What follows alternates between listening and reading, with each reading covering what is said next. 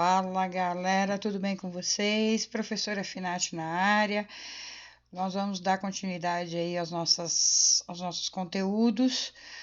Hoje falando sobre o Brasil colonial no ciclo do ouro, né? Um dos ciclos econômicos mais importantes aí para o desenvolvimento da nossa economia, né? Bom, redes sociais da tela, para quem queira aí nos acompanhar, queira seguir as nossas publicações. Vamos dar prosseguimento. O ciclo do ouro, né? O que foi, afinal de contas? Ele é considerado como o período em que a extração e a exportação do ouro, ela figurava como a principal atividade econômica do período colonial do Brasil. Né? Teve seu início ali no final do século XVII, na segunda metade ali, a partir de 1654, né? É uma época em que as exportações de açúcar, do açúcar nordestino, elas decaem pela concorrência mundial em relação ao mercado consumidor, que era o mercado europeu, ok? Bom, entre as mudanças econômicas que levam o Brasil a buscar novas fontes de receitas ali no Brasil, estava o conflito com os holandeses, que disputavam uma boa parte do Nordeste brasileiro. Nós já vimos, né, que teve ali a tentativa de invasão por parte dos holandeses, depois houve as parcerias comerciais e, por fim, a canibalização econômica propriamente dita, né, com os portugueses levando as mudas de cana-de-açúcar e desenvolvendo eles próprios, né, os seus engenhos. Esses conflitos eles vão se estender até 1654. E isso acaba criando uma grave crise na economia açucareira, né? Lembrando que eram os empréstimos flamengos que proporcionavam o desenvolvimento dos engenhos. Não é? Óbvio que essa crise entre Portugal e Holanda acaba desembocando e afetando toda a colônia. Por conta dessa crise entre Portugal e Holanda, né, a segunda metade do século XVII ela foi marcada pela intensificação de expedições exploratórias no sentido do interior, como as entradas e bandeiras, que nós vemos aí no mapa.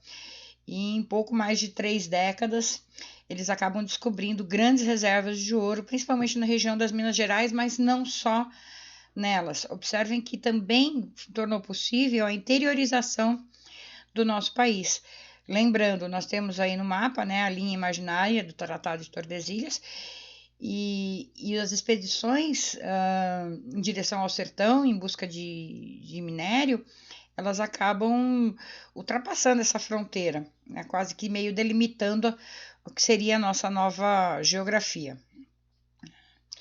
Bom, encontrar ouros no Brasil sempre foi o sonho dos portugueses, desde a época do descobrimento.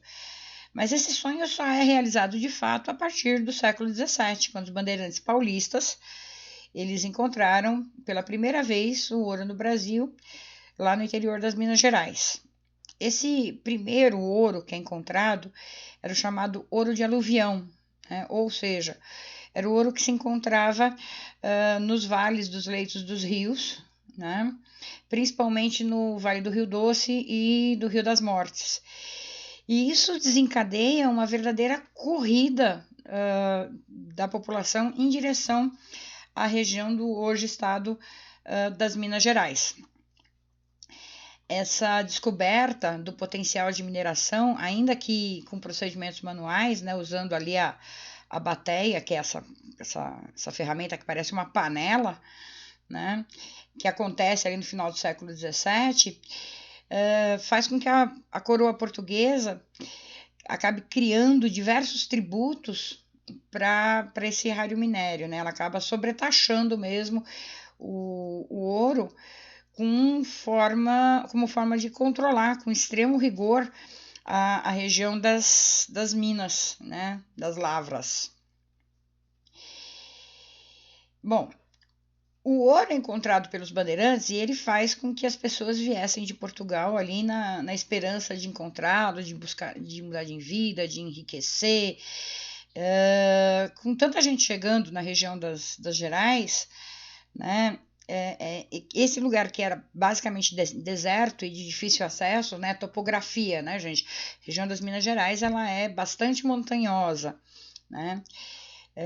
Acaba fazendo com que tanto o lugar como a região acabasse se desenvolvendo, né? Tivesse muito movimento.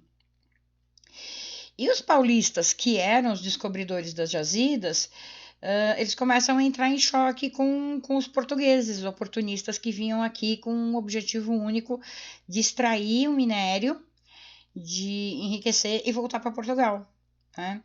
Isso dá origem a vários conflitos, entre eles o mais famoso é a Guerra dos Emboabas, que tem esse nome, é bom que se diga, porque os paulistas, e os indígenas também, eles chamavam os portugueses que chegavam aqui de emboaba. Emboaba é uma ave muito enfeitada, muito emplumada, né, muito colorida. E os portugueses eles chegavam aqui com os trajes típicos e não eram aqueles trajes que os nossos bandeirantes usavam. Esses trajes eles eram um pouco mais rebuscados, né? O traje do bandeirante paulista era muito mais rústico, né? Muito mais adaptado à realidade, até porque era tudo muito caro. Calçado, roupa, era tudo muito caro. Então eles usavam roupas realmente muito mais simples do que propriamente aquelas figuras que a gente vê nos desenhos.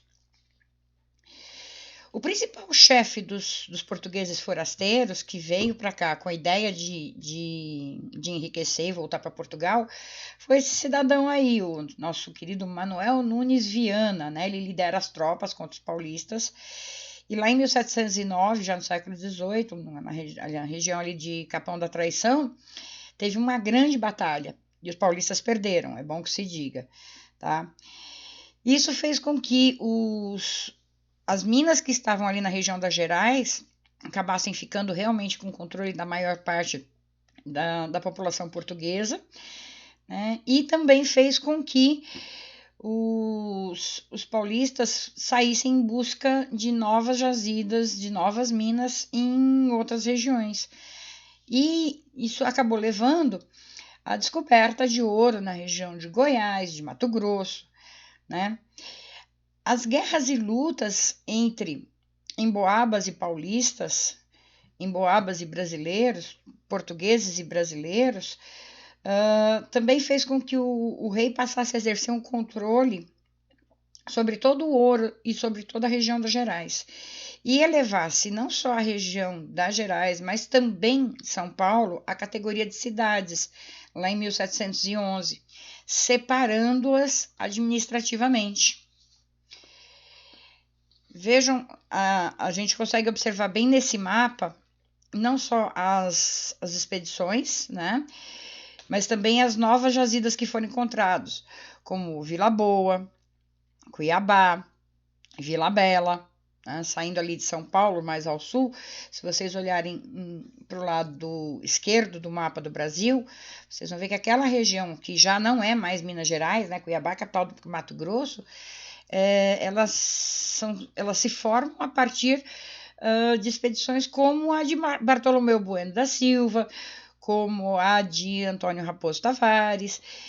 E aí você acaba percebendo que existem algumas semelhanças entre os nomes de algumas das nossas rodovias paulistas e o nome de alguns bandeirantes. Não é de graça, tá, gente? Realmente é uma forma de homenagem. Uma homenagem que precisa ser questionada. Quando nós tivermos aí a nossa aula sobre entradas e bandeiras, a gente vai discutir isso com um pouco mais de profundidade. Mas o fato é que, a partir do século XVII, as terras que estavam no interior do Brasil passaram a ser rotineiramente exploradas, né? O desbravamento e o povoamento dessas terras que foram iniciados pelas entradas e bandeiras, eles acabam se tornando meio que constantes, né? Vejam que eu usei o termo entradas e bandeiras, porque eram dois tipos diversos de expedições. As entradas, geralmente, elas eram expedições oficiais, organizadas pelo governo da autoridade colonial portuguesa aqui estabelecida no Brasil. Já as bandeiras, elas tinham motivação particular. Elas eram organizadas pelos colonos, pagas pelos colonos, né, que haviam já se estabelecido nos povoados.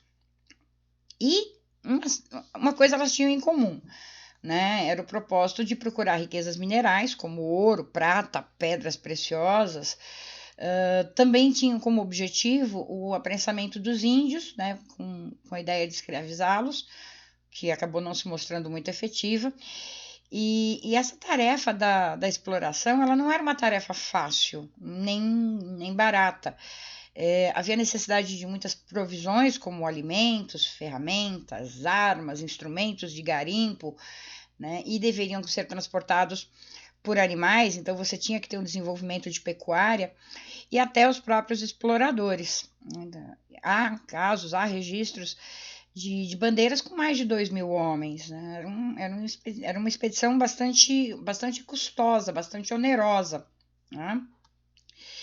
Bom, o ciclo do ouro nas Minas Gerais, na região ali onde elas foram descobertas, né, Minas, eu vou falar basicamente de Minas, mas também se inclui aí Mato Grosso e Goiás, ela acaba sendo dividida ali, as jazidas, na forma de lavras, né, que são lotes auríferos.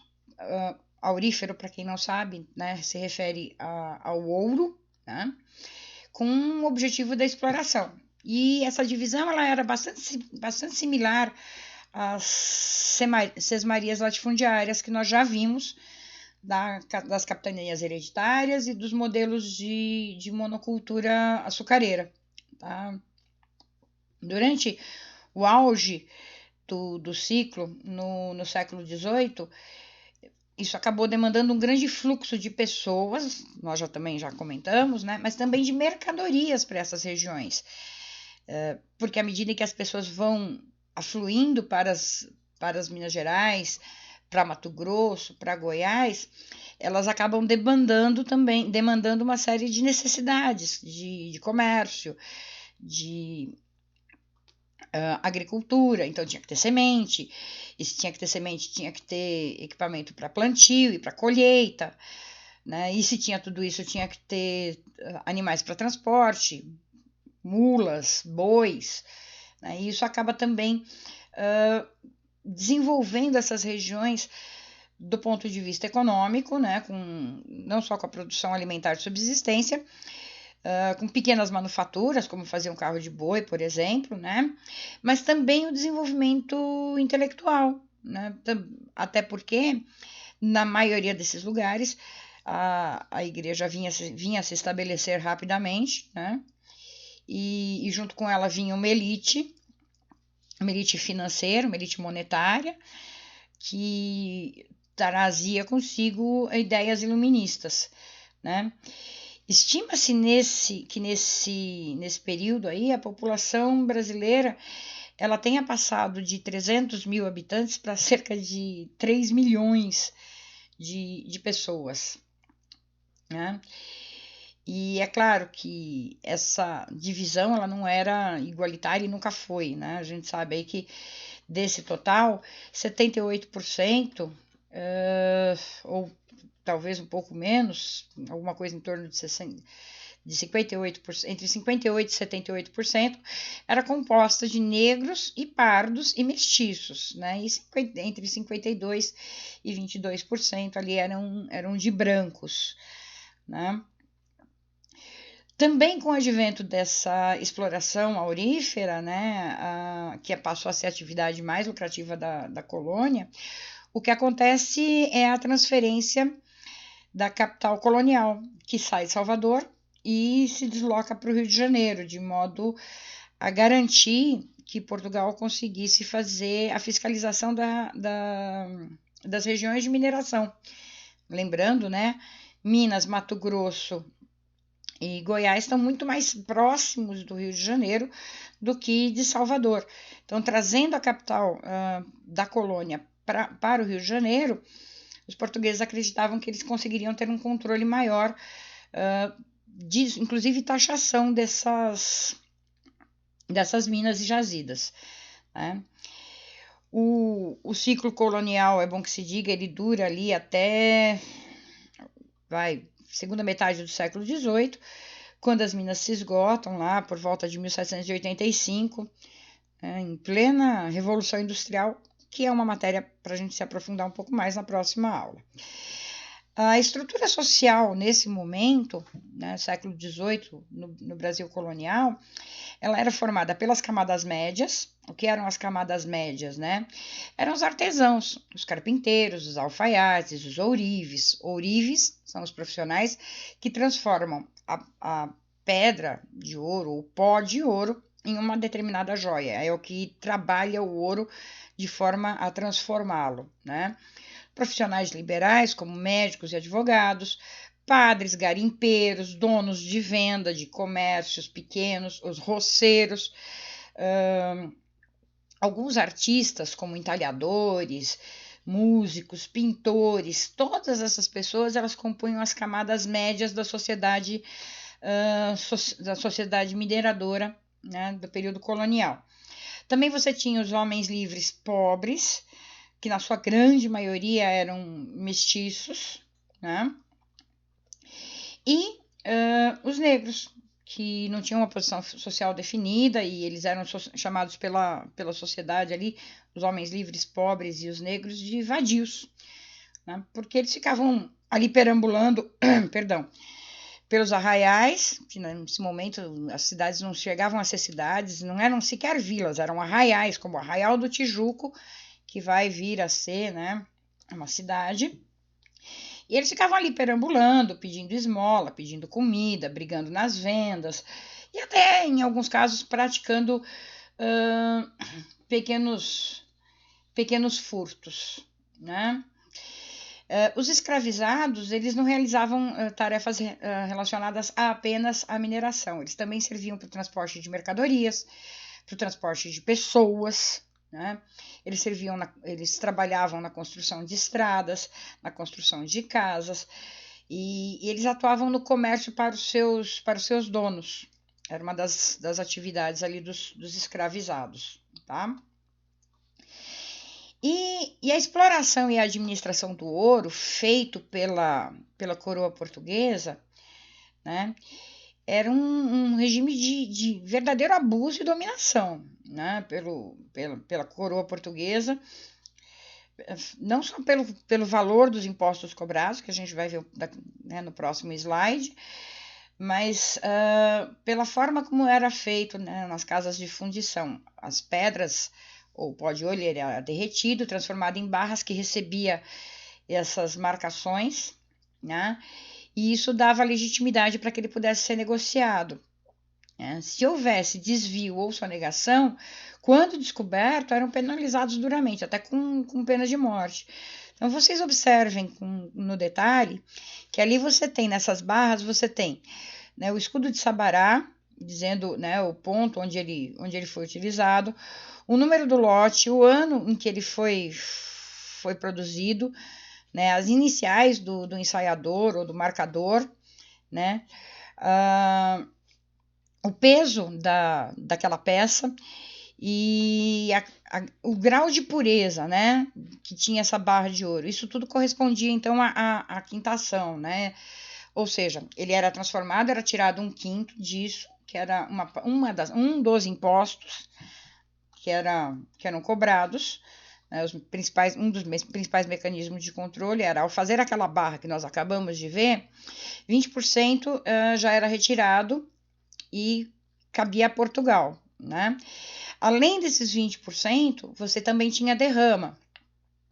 O que era essa derrama? Era uma cota que tinha que ser atendida, né, de mais ou menos 1.500 quilos de ouro por ano, que deveria ser atingido pela colônia, porque se a colônia não produzisse esses 1.500 quilos, essa tonelada e meia de ouro durante um ano, a coroa portuguesa penhorava os bens dos senhores das lavras, né? Inclusive podendo penhorar até as próprias lavras de ouro. Além disso, havia a captação, que era um imposto pago pelo senhor de escravos, por cada escravo que ele tivesse trabalhando nos seus lotes. E a taxa de cada um desses escravos era de 17%. Então vejam que assim, a quantidade e o valor desses impostos era muito alto, né? Acabava que sobrava muito pouco recurso, de fato, no bolso do trabalhador, né? É óbvio que esses altos impostos, essas taxas, as punições, os abusos do poder político que eram exercidos pelos portugueses sobre o povo que vivia ali na região das Minas Gerais do Brasil, gerava conflitos, né? Também gerava contrabando. Tem a imagem da Santinha aí para vocês terem uma ideia como se fazia o contrabando de ouro naquela época. As estátuas, as imagens de santos, elas eram feitas em madeira, e elas eram cavadas de forma a ficar oca, e lá dentro os contrabandistas colocavam o ouro em pedra, etc., para evitar que ele fosse, então, quintado ou taxado de alguma forma. Mas essa não era a única forma de rebelião, né? Acabou que teve várias revoltas no Brasil, e ao mesmo tempo em que havia um crescimento demográfico, ou seja, as pessoas continuavam indo para a região das Gerais, continuavam buscando ouro, continuavam ficando insatisfeitas com a taxação e continuavam se revoltando, né? E o Brasil, nesse momento, ele acaba tendo duas atividades meio que em paralelos. A mineração, que ela está num platô e ela começa a entrar numa fase decrescente, né? E a pecuária, que foi desenvolvida inicialmente para atender o ciclo açucareiro, depois para atender a mineração, e ela começa a se desenvolver em regiões isoladas do território brasileiro, bastante na região sul, é bom que se diga. Dessa economia fragilizada, né, ela acaba desaguando numa pobreza e numa grande desigualdade, porque alguns donos de lavras, alguns donos de jazidas realmente ficaram milionários, realmente se tornaram aí homens poderosíssimos, e os seus descendentes até são poderosos até hoje, mas a grande parte da população foi para a marginalidade mesmo, para a pobreza, né? Tendo que se sujeitar aí a uma condição de agricultura de subsistência para poder sobreviver, né? As cobranças constantes da coroa portuguesa, os abusos políticos do governo português sobre a população brasileira, causou enormes conflitos entre os colonos e os próprios portugueses que aqui estavam. Entre os conflitos mais notáveis, né, foi o da Inconfidência Mineira. Houveram outros, tá? Teve outros conflitos, é bom que se diga, mas a Inconfidência Mineira é considerado como sendo o primeiro grande movimento separatista, né, do Brasil e de Portugal. Então, muito antes aí de Dom Pedro, muito antes das histórias que a gente possa ouvir por outros meios, é interessante a gente saber que o Brasil ele sempre ambicionou se libertar das suas agarras, né, das suas amarras. Ele sempre ambicionou alcançar a sua liberdade. Então é isso, gente.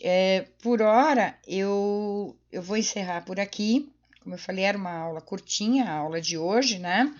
Ela não tinha, assim, a pretensão de me aprofundar muito. Nós já falamos sobre, rapidamente, né, o ciclo do pau-brasil, um pouco mais de profundidade sobre o ciclo açucareiro.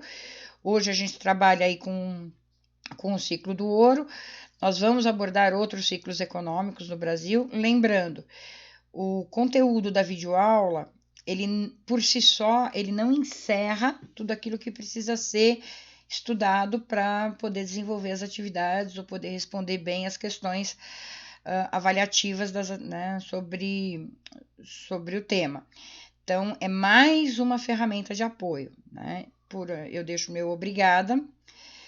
Agradeço a vocês pela paciência, né? E espero que fiquem todos muito bem e se cuidem. Um grande beijo. Fui!